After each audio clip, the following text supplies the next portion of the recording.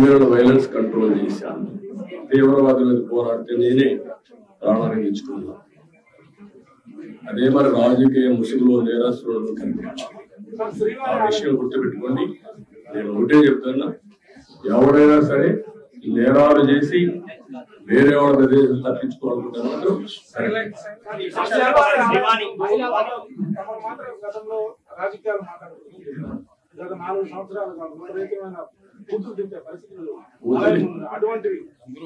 ఒకటే కాదమ్మా, నేను కూడా ఇక్కడికి వచ్చినప్పుడు ఓట్లు అడగడానికి కూడా వీలు లేని పరిస్థితి.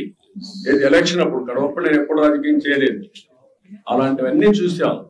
అది ఒక పీడకలగా మిగిలిపోవాలని కోరుకుంటున్నాను.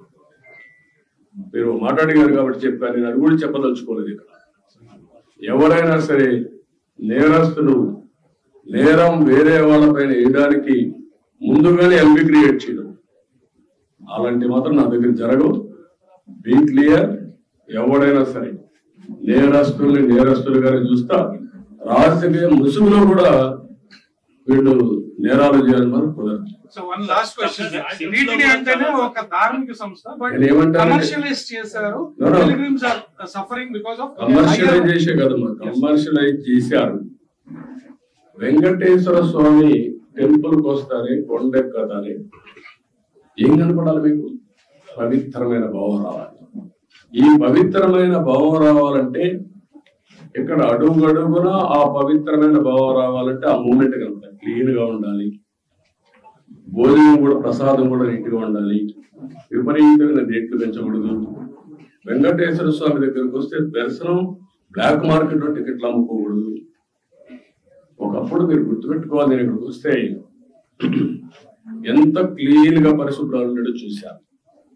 నేను కొండపైన పెద్ద ఎత్తున గ్రీనరీ పెట్టి, పెద్ద ఎత్తున ఔషధాల ప్లాంట్స్ అన్ని పెట్టి ఇక్కడికి వస్తే లైఫ్ పెరగాలని ఆలోచించాను. అలాంటివన్నీ కూడా మీరు గుర్తుపెట్టుకోవాల్సింది. ఒక దివ్య క్షేత్రం చేయాలంటే ఆల్ ఆస్పెక్ట్స్ లో కాన్సన్ట్రేట్ చేయాలి. అదే చేశాం. ఇక్కడ ఒక దాన్ని ఏమన్నా నాకు అర్థం కాదు, కానీ ఒక వరస్ట్ ప్లేస్ గా తయారు చేయాలంటే ఏ విధంగా తయారు చేయాలో అన్ని తయారు చేశారు. ఎవరెన్ని మాట్లాడిన లెక్కలేతనం వచ్చింది. గంజాయి, అన్ని మత ప్రచారం, లేకపోతే లిక్కర్, నాన్ వెజిటేరియన్, విచ్చలవిడితనం, ఇష్టానుసారంగా వీళ్ళ యొక్క పైరులకు కేంద్రంగా తయారైపోయింది. వెంకటేశ్వర స్వామిని ఊరూరు తిప్పేశారు. మీరు గుర్తుపెట్టుకోవాలి, దేశంలో ప్రతి ఒక్కరికి ఒక ఆలోచన ఉంటుంది. ఆలోచన ఏంటి? వెంకటేశ్వర స్వామి అంటే ఒక పవిత్రమైన భావం, దేవుని కృప కావాలి. అలాంటిది పెళ్లిళ్ళు జరిగినా, పేరెంటాలు జరిగినా వెంకటేశ్వర స్వామి తీసుకుపోయి పైరులు చేసుకోవడం ఏంటంటే ఇది విన్నారా ఎప్పుడన్నా? పట్టింది అంటే వెంకటేశ్వర స్వామిని మీ స్వార్థం కోసం అమ్మతారా? ఇష్టానుసారంగా పదవులు ఇచ్చుకుంటారా? మీరు పదవులు ఇచ్చేది ఎందుకు? ఆ పదవి ఇచ్చి ఆ పదవి ద్వారా మీ యొక్క కోర్టు కేసులు లేకపోతే మీ పనులు చేసుకోవడానికి. ఎక్కడికి పోయారు మీరు? ఏమయ్యారు మీరు?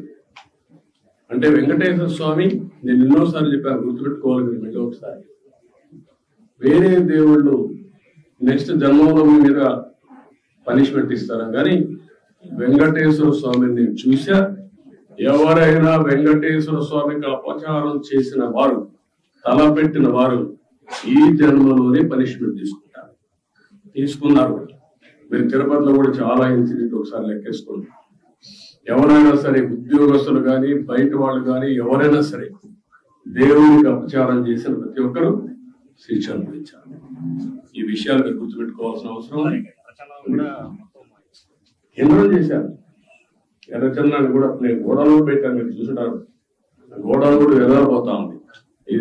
ఎర్రచంద్రం స్మగ్లర్కే సీట్ ఇస్తే ఏం మాట్లాడతారు? చట్టాలు కూడా ఒక చేతులకు అప్పచెప్పేస్తున్నారు. చాలా ఉన్నాయండి, ఒకటి మాట్లాడడం కాదు, చాలా ప్రక్షాళన చేయాలి. ఇంకా వీళ్ళు డబ్బులు, రౌడీజం, దీంతోనే రాజకీయం చేయాలనుకుంటే ఏమీ జరగదు. నేను ఒకటే చెప్తున్నా, దృఢ సంకల్పంతో వెంకటేశ్వర స్వామి సాక్షిగా చెప్తున్నా, మంచిని ప్రోత్సహిస్తా, చెడును మాత్రం గట్టిగా తొందరలో దూకేస్తాను.